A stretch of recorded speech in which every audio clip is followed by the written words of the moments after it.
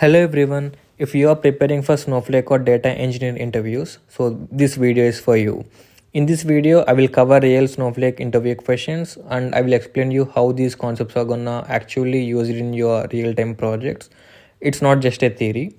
So I will also share what interviewers expect you to answer based on real-world scenarios. So let's get started. So the first question is, why do companies choose Snowflake over traditional data warehouse? So the primary reason behind this is because of its primary cloud native architecture, and also like there are some advantages in Snowflake when we compare with traditional data warehouse. For example, if you consider the first point, right, separate compute and storage. So in traditional data warehouse, suppose if you want to like increase your storage, right, you have to upgrade your whole system, which also includes your computation power as well, which is not required in your use case. So because of this, like you need to pay some extra money, which is not even required. But coming to the Snowflake, suppose if you want to upgrade your storage, you just need to pay for that. There is no need of upgrading your computation resources. So basically in Snowflake we have separate compute and storage. And coming to the second point, easy scalability. So for example, suppose if we consider a real-time situation, like where you are loading data from your SQL server to Snowflake, you are loading incremental data. So as the data is incremental, right, generally like it will be suppose if the task is running for every 2 hours, right, it will be loading data at 10 a.m, 12 a.m, 2 a.m, 4 a.m, like that, right? And at each time, right, the amount of data that we have in the source will differ. So in Snowflake, automatically as per the load that we have, right, it will scale up or scale down the computation resources. Whereas coming to the traditional data warehouse, right, you have to monitor it, like what is the load that we have, and based upon that you have to decrease the resources or increase the resources manually. And coming to the infrastructure management, right, in Snowflake, there is no need of like managing the infrastructure. Like you don't need any IT team for that, it will do it automatically as it is a serverless one. But coming to the traditional data warehouse, right, like here there should be a dedicated IT team for this particular thing. Not only this, like we also have so many features in Snowflake, like for example, if we look into like how many data types that it supports, right, it will support semi-structured data, which includes JSON, Avro, Parquet, and also it also supports structured data as well. But coming to the traditional data warehouse, right, it is limited to structured data, like it can't support semi-structured data. And also like we have some features in Snowflake, like secure data sharing, where you can able to share your data across the organizations. And also like basically Snowflake will follow pay per use model, where you need to pay for the thing that you use. The second question is, what is a virtual warehouse in Snowflake? So virtual warehouse is one of the important object that we are going to daily use in Snowflake when you are doing any work. So basically it's a computer in Snowflake where it will provide some resources like CPU, memory, and a temporary storage. By using this virtual warehouse, like we can able to execute our SQL queries. We can also apply some DML operations as well. You can able to create a table, you can able to insert some data in it, whatever. And we can able to create multiple warehouses on top of same database. Like there is no need of using a single data warehouse. Like we can create some multiple warehouses as well. You might get a doubt like, what's the point of creating multiple warehouses on same data? We can also use single warehouse on single data as well, right? So let me help you in understanding this with a real-time example. For example, I have a sales data in my SQL server, which is a raw. And suppose if I want to load this raw data from SQL server to Snowflake, I need to create a pipeline for that. And in this pipeline, there should be 3 stages. Like there will be raw layer, there will be transformation layer, there will be consumption layer.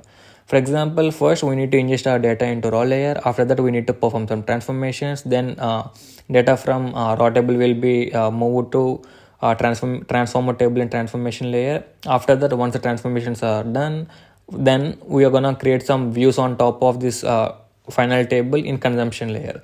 And finally, these views are going to be consumed by a BI tool. For example, as I mentioned, virtual warehouse is used to execute some queries, right?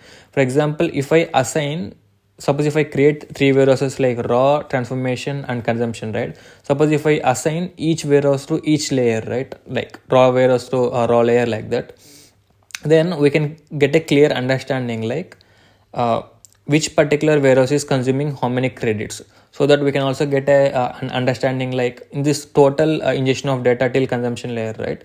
We can understand like which part of ingestion is taking how much computation resources as well. The third question is, how are incremental loads handled in real-time projects? So it depends upon the source. Like there are multiple ways of loading incremental data into our Snowflake. So now I'm going to tell one of the way of loading incremental data. So in Snowflake we have a database object called streams. So basically by using these streams, right, like we can able to capture if there are any changes in the source side. Basically it will follow CDC mechanism. CDC means change data capture. Let me explain with an example. For example, in my Snowflake I have two tables. Like I have table 1 and table 2, where table 1 is my source table and table 2 is my target table. For example, if I apply this stream object on table 1, right, it won't store the actual data, rather it will store the metadata. For example, on the second day, right, in my source table, if some new records are being inserted, or if any updation happen for my existing records, or if I delete any some records, right, this stream will capture all these three mechanisms like insertion, updation, and deletion. And after capturing all these changes, right, it will insert only this amount of data into my target table, so that instead of loading all my data from source side to target table, it will only load the changes. So this is one way of capturing the incremental data on daily. Like we can also automate this process of capturing data from source side to target table by creating some task. And suppose we have one more option called time based logic, right? Like suppose if you are want to load any API data like that, right, then you can use this timestamp based logic. But if you want to capture this change data capture in Snowflake, you can use streams directly, and you can automate the process of capturing this by using some task. You can schedule it or you can manually run it as well. The fourth question is, what are the Snowflake streams and their limitations? So this is one of the important question that you have to remember when you are going to any job interview which contains Snowflake as the tech stack. So as we already discussed that stream is a database level object which will generally follow CDC mechanism, nothing but change data capture mechanism, which will track the row level changes like insertion, updation, or deletion. So the limitations that we have on streams is basically it will depends upon time travel data retention time. For example, if we consider any table, right, for example, if we are using standard edition Snowflake, generally the time table retention for that will be 1 day. So for example, in the source table, right, if there are no changes happened even after 1 day, if the stream is not consumed within that particular 1 day, right, then we will lose the changes permanently. One thing we have to mainly remember is streams must be consumed within the time travel retention window. And generally, like streams are not suitable for high latency pipelines. And also these streams can be only applied only on top of Snowflake tables or views, but it cannot be applied on directly like S3 bucket or any databases or some external systems. It is limited to Snowflake tables or views. And by generally if we use the streams, right, it will increase the storage usage because it should retain the olden versions of rows, right? Then only like it can able to compare there is some change in the rows. And the last question in this video is, what happens if a Snowflake task fails in production? So like the moment when an interviewer asks this question, right, he expects you to answer that if there are any child tasks that are present for a main task, right, it won't even execute. Child task is nothing but the downstream tasks that are dependent on main task. For example, if you want me to tell with an example, if there are three tasks like task A, task B and task C. Task A is scheduled to run daily at 10 a.m. And for example, if we consider task B as a child task or downstream task of task A, right, then if task A is not successful, then task B won't even execute, because when we are scheduling this task B, right, instead of giving the cron schedule, we made it in such a way that it should run only after the successful completion of task A. So if there are any child task for any main task, right, if there is any production failure happens for the main task, then you can just mention that the downstream task will not even start to execute. And the second point is task history monitoring.